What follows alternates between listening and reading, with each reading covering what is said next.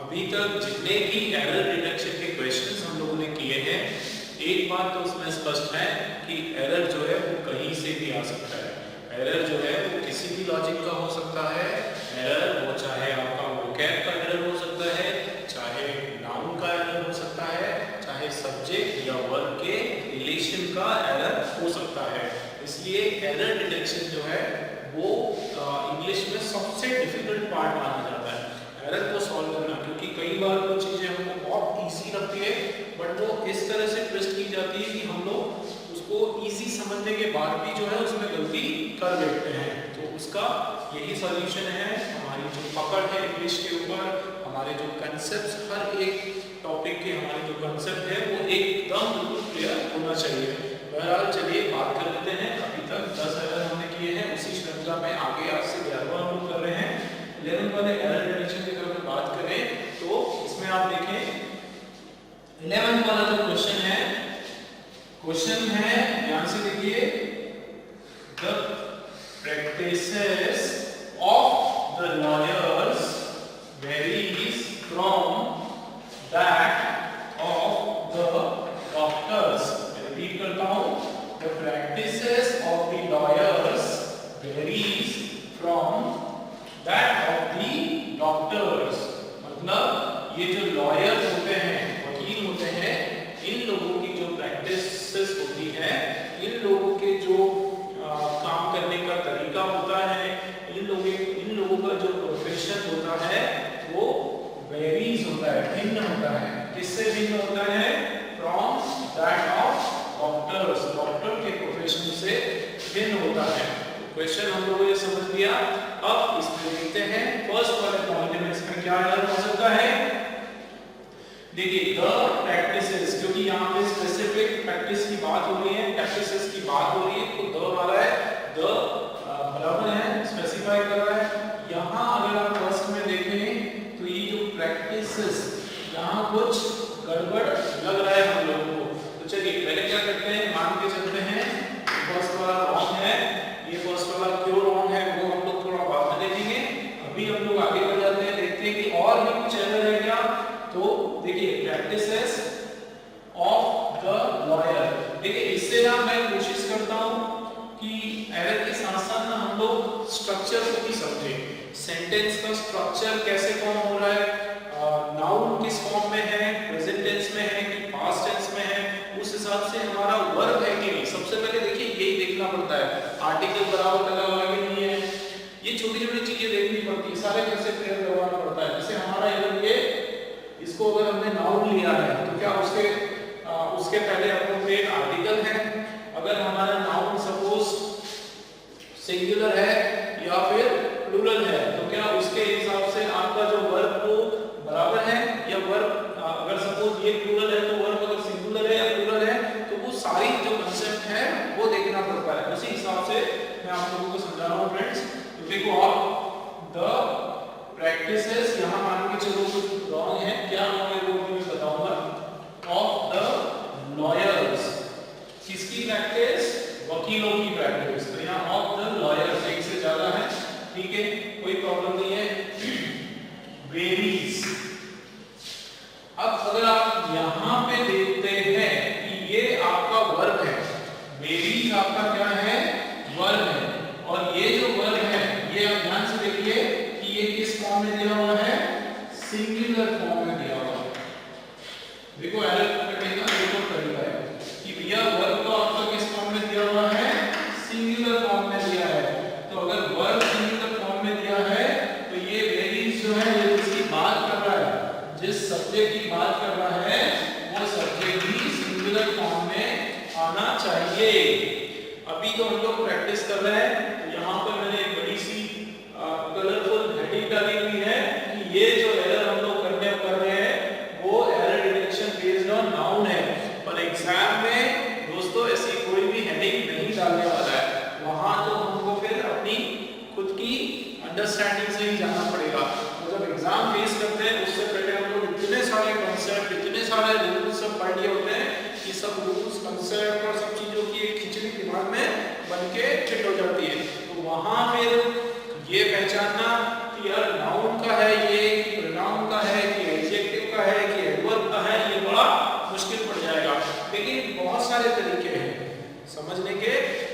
सारे तरीके हैं, हर एक वर्ड को ध्यान से हमको पढ़ना है, हमको समझना है, और हर एक पूरा स्ट्रक्चर। सबसे इंपॉर्टेंट मैं आपको बताऊं, एरर में अगर कोई सबसे इंपॉर्टेंट चीज है तो वो है आपका सब्जेक्ट और वर्ब, उसका एग्रीमेंट। मतलब सब्जेक्ट और वर्ब वो दोनों अगर उनका आपने एग्रीमेंट सीख लिया, समझ लिया, आपने समझ लिया कि जैसा सब्जेक्ट है वैसा वर्ब होगा।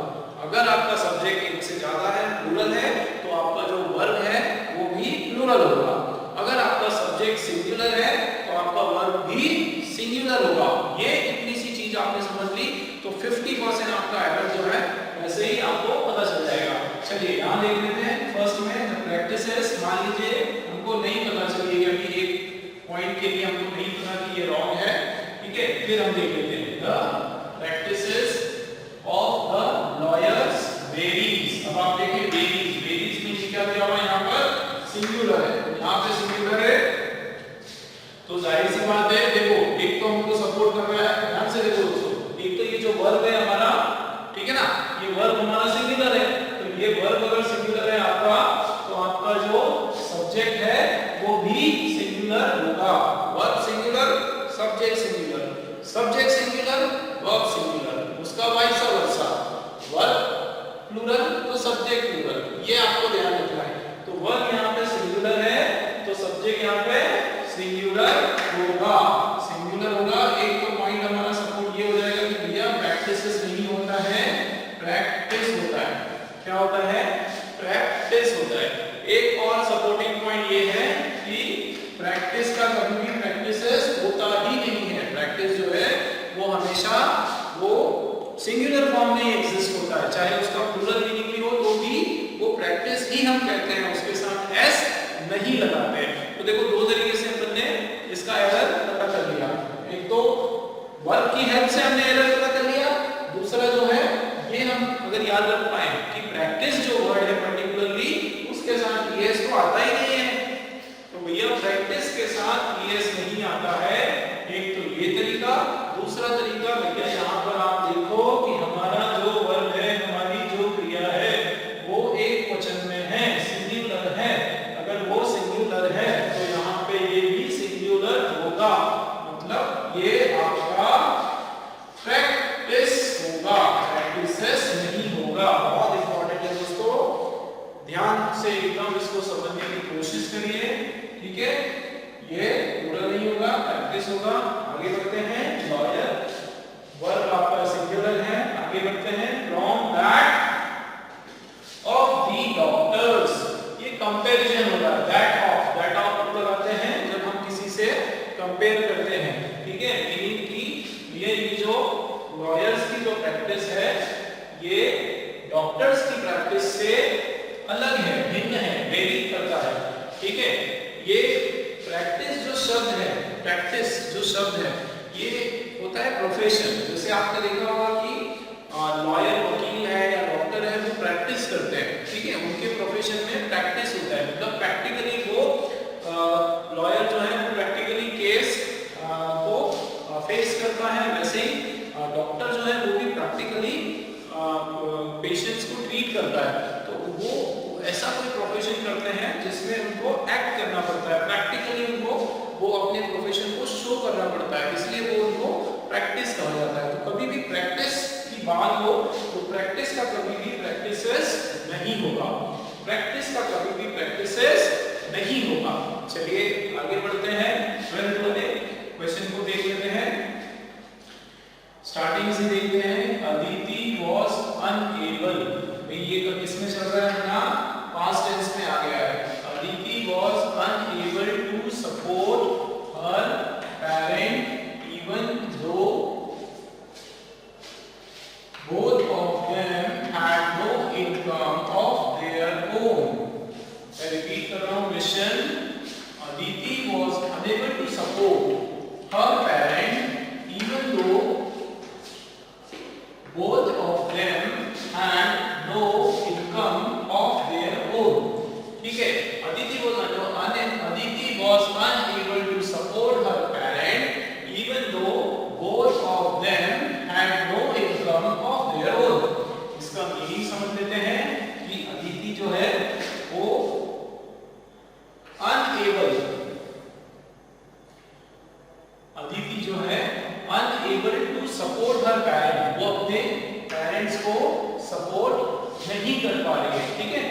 unable to support her parent even though both of them even though मतलब हालांकि दोनों जो है दोनों की अगर बात करें तो had no income of their own, उनकी खुद की कोई इनकम नहीं है। इस क्वेश्चन में कुछ एक मिस्टेक लग रही है, उसको हम करेक्ट कर देते हैं।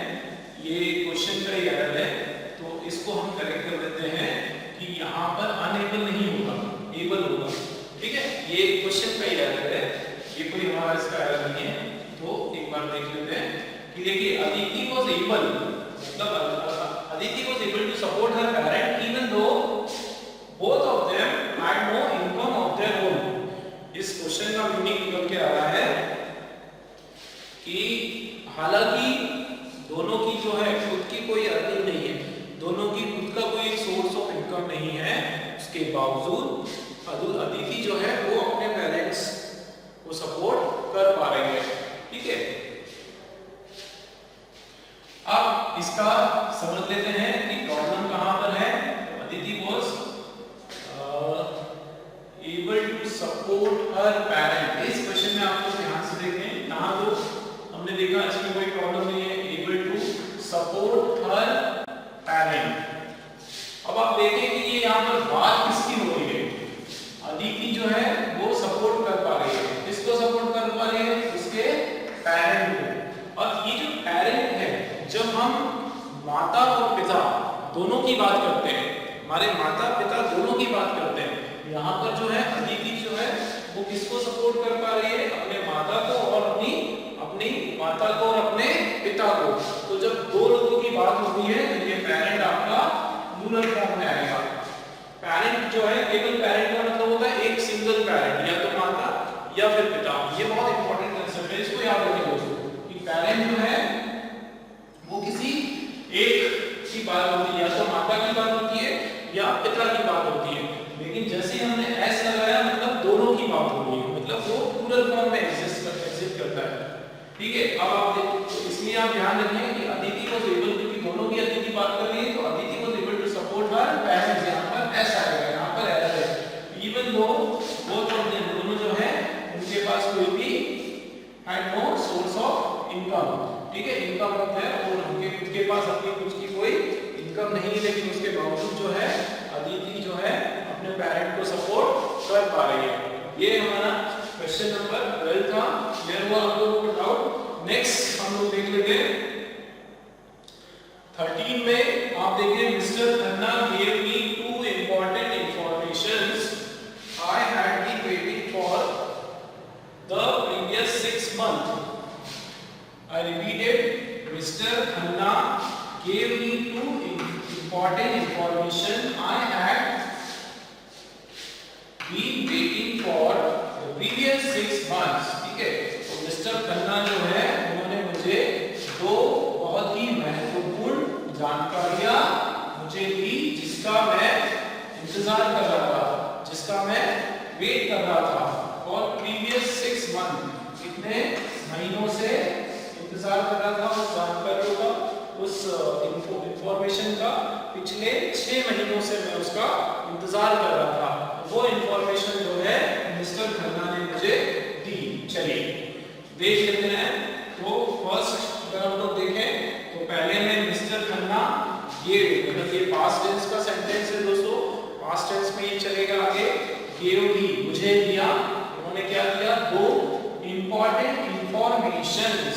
पीछे हमने कुछ रूल्स पढ़े थे, उसमें हमने देखा था कि इंफॉर्मेशन जो है वो हमेशा सिंगुलर फॉर्म में आता है, वो कभी भी उसमें एस नहीं लगता है, कभी भी इंफॉर्मेशन का इंफॉर्मेशंस नहीं होता है।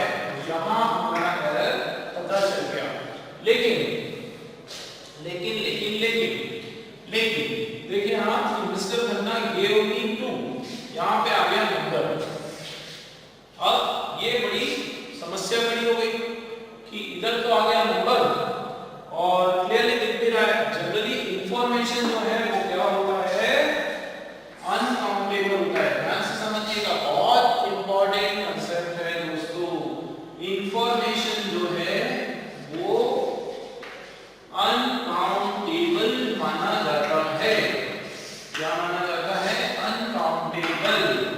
जिसको गिन ना पाए, जो गिनती में ना आ पाए। इंफॉर्मेशन जानकारी, एक जानकारी, दो जानकारी, तीन जानकारी ऐसा नहीं होता है, जानकारी जानकारी होती है। तो अनकाउंटेबल है, अनकाउंटेबल है इसके मतलब एस इसके अंदर नहीं आएगा, एस नहीं आएगा। लेकिन लेकिन लेकिन लेकिन यहाँ पर टू आ गया। अब समस्या ये खड़ी हो गई कि भैया सेंटेंस की डिमांड है कि यहाँ पर एक से ज्यादा इंफॉर्मेशन चाहिए, लेकिन इंफॉर्मेशन है कि मानता ही नहीं है। इंफॉर्मेशन बोलता है कि नहीं मैं तो एस अपने अंदर नहीं लूंगा। तो उसका क्या सोल्यूशन हम निकालेंगे कि यहाँ हम रख देंगे पीसेस ऑफ इंफॉर्मेशन। तो हमारा इंफॉर्मेशन भी खुश और हमारा सेंटेंस भी खुश। हमारा समझ में mister Khanna gave me 2 important pieces of information। तो कभी भी ऐसे वर्ड जो बड़े जिद्दी होते हैं, जो प्लूरल नहीं बन पाते हैं, जो बिल्कुल लेना ही नहीं पसंद करते, तो उसके आगे क्या लगा दो, पीसेस लगा दो। ठीक है, जैसे ब्रेड, तो मम्मा को बोलोगे मम्मा आई वांट 2 ब्रेड्स, मम्मा आई वांट 2 ब्रेड्स, नहीं वो गलत है ना। मम्मा बोलेगी बेटा ब्रेड्स तो होता ही नहीं है, ब्रेड होता है और ब्रेड तो एक होता है, ये लो एक ब्रेड। तो फिर भैया पेट का सवाल है, तो उसमें क्या करेंगे हम लोग, एक आइडिया निकाल लेंगे। हम मम्मा से कहेंगे कि मम्मा I want 2 pieces of bread, मम्मा I want 2 pieces of bread. फिर मम्मा को 2 ब्रेड उठा के आपको 2 ब्रेड के पीस देने ही पड़ेंगे। तो ये आप बिल्कुल इस कंसेप्ट को समझें, बहुत इंपॉर्टेंट कंसेप्ट है, यूजफुल कंसेप्ट है। इंफॉर्मेशन में तो काफी सारे बच्चे जो है ज्यादा कर देते हैं, पर याद रखें आप इंफॉर्मेशन कभी भी अपने साथ एस नहीं लेता है, लेकिन अगर प्लूरल में करना है दोस्तों, उसके पहले पीसेस ऑफ इंफॉर्मेशन लगा दो, अपना काम बन जाएगा। आगे देख लेते हैं। आई हैड, कोई इशू नहीं है, यहाँ पर परफेक्ट कंटीन्यूअस में चल रहा है। आई हैड बीन, ठीक है, I had been waiting for लगेगा, क्योंकि यहाँ पे पीरियड ऑफ टाइम की बात हो रही है, स्पेसिफिक टाइम की बात होती है तो सिंस लगता है, और पीरियड ऑफ टाइम की बात होती है तो फॉर लगता है। ठीक है, तो यहाँ पे प्रीवियस 6 मंथ, बाकी सब करेक्ट। क्लियर हुआ? चलिए और इंटरेस्टिंग क्वेश्चन करते जा रहे हैं। क्वेश्चन नंबर 14 हम लोग देख लेते हैं। The textile company can not work properly unless it employs a talented sale representative. No error last में। एक बार फिर से देख लेते हैं क्वेश्चन, ध्यान दीजिए। The cotton textile company can not work properly unless it employs a talented sale representative. ठीक है, अब इसका मीनिंग हम लोग समझ लेते हैं क्वेश्चन का। द कॉटन टेक्सटाइल कंपनी, जो कॉटन टेक्सटाइल मिल है, कॉटन टेक्सटाइल जो कंपनी है, कैन नॉट वर्क प्रॉपर्ली, वो ठीक से काम नहीं कर सकती। कब तक नहीं कर सकती? कैन नॉट, कंपनी ठीक है, कैन नॉट ठीक है, यहाँ पे वर्क, क्योंकि कंपनी जो है आपका कलेक्टिव नाउन है, तो कलेक्टिव नाउन जो है अपने साथ प्लूरल फॉर्म ही लेगा। तो कलेक्टिव ये नाउन है, तो यहाँ पे ये कौन सा फॉर्म हो जाएगा? प्लूरल। देखिए ये सब्जेक्ट और वर्ब का जो एग्रीमेंट है वो भी समझना बहुत जरूरी है। मैंने पहले भी बताया है, सब्जेक्ट वर्ब दोनों का कॉम्बिनेशन बहुत जरूरी है कि अगर कंपनी आपका ये प्लूरल फॉर्म में है, आपका कलेक्टिव नाउन है, तो वो हमेशा अपने साथ वर्ब जो है प्लूरल ही लेता है। आप देखें कि अगर हम एरर का अच्छे से एनालिसिस कर लें, एरर डिटेक्शन के जो क्वेश्चंस हैं उसका एनालिसिस अगर हमने अच्छे से कर लिया, तो आप समझो कि सभी कांसेप्ट अपन उसी के अंदर पढ़ सकते हैं। इतना इंफॉर्मेटिव है ये एरर के क्वेश्चंस, इसीलिए मैं कुछ ये बताते जा रहा हूं आप लोगों को। देखिए, तो ये कॉटन टेक्सटाइल कंपनी, ये पूरा जो है आपका एक सब्जेक्ट हो गया। ठीक है, यहाँ टेक्सटाइल कंपनी की बात हो रही है, कंपनी आपका कलेक्टिव नाउन हो गया। कलेक्टिव नाउन जो है हमेशा अपने साथ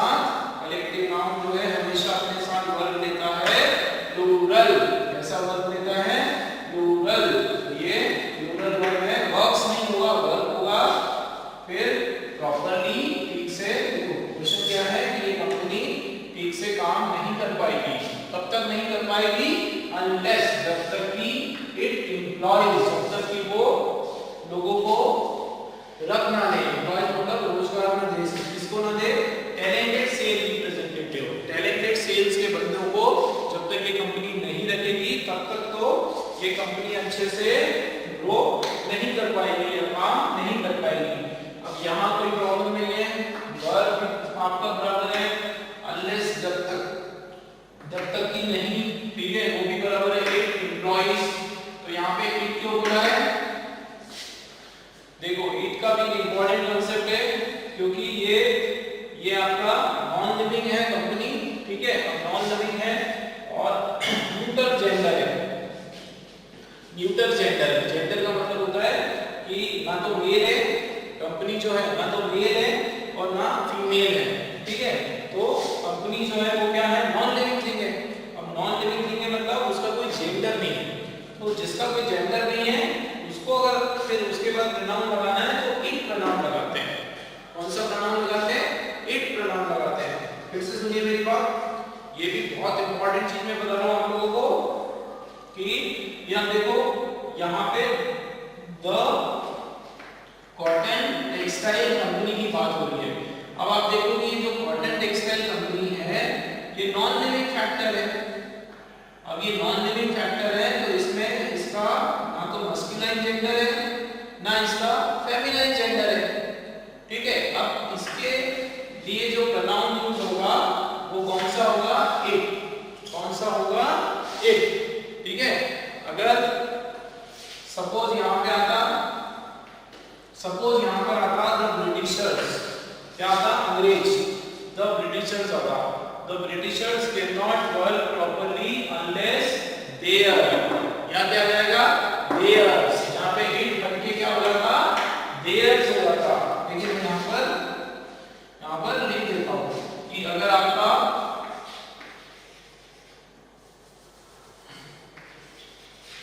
neutral gender,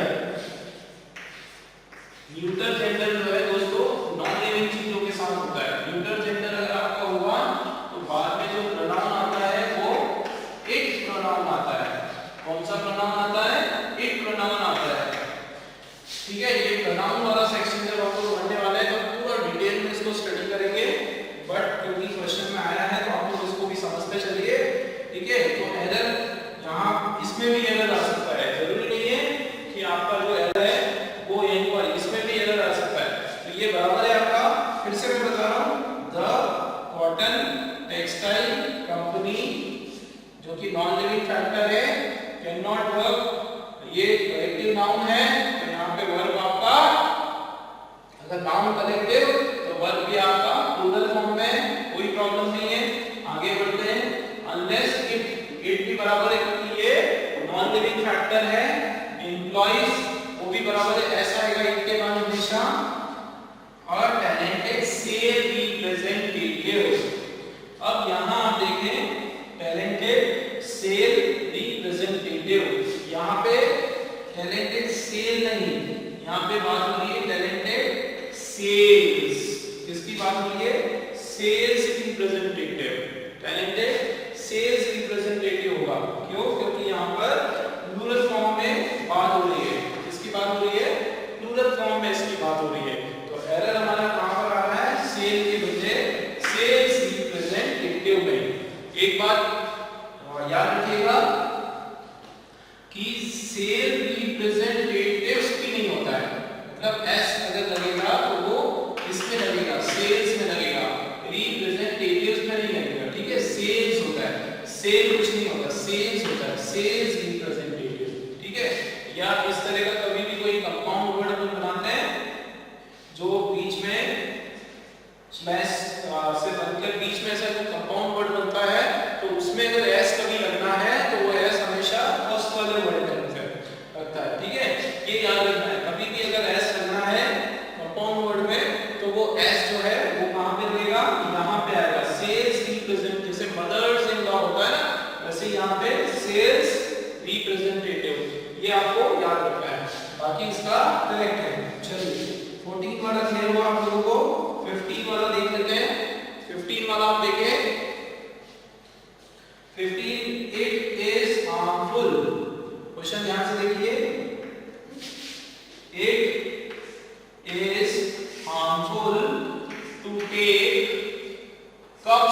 full of coffee 8 times a day. फिर से मैं रिपीट करता हूं, ध्यान से देखिएगा. It is harmful to take cups full of coffee 8 times a day. क्या मीनिंग निकल के आ रहा है? That it is harmful to take cups full of coffee 8 times a day. एक दिन में 8 बार कप फुल ऑफ कॉफी आप ले रहे हो, है ना. 8 बार जो है कप भर के आप लोग कॉफी ले रहे हो एक ही दिन में, तो ये हमारे शरीर के लिए क्या होगी? हानिकारक होगी, हार्मफुल होगी. ठीक है, तो इतनी कॉफी तो वाकई हमको नहीं पीना चाहिए. क्वेश्चन भी यही बता रहा है, लेकिन एरर के साथ बता रहा है. तो ढूंढो एरर कहाँ है? It is harmful. एक की बात हो रही है, ठीक है, एक से शुरू किया, कोई प्रॉब्लम नहीं. कॉफी की बात कर रहे हैं, न्यूट्रल जेंडर की बात कर रहे हैं, इससे स्टार्ट कर सकते हैं. It is harmful, present tense में चल रहा है सेंटेंस. It is harmful. क्या हार्मफुल है? To take. टू जो है, टू के बाद हमेशा वर्ब फर्स्ट फॉर्म आता है, तो ये भी कोई प्रॉब्लम नहीं है. कप्स फुल, यहां गड़बड़ है. ये आप एक इसमें याद रखें, नोट कर लें.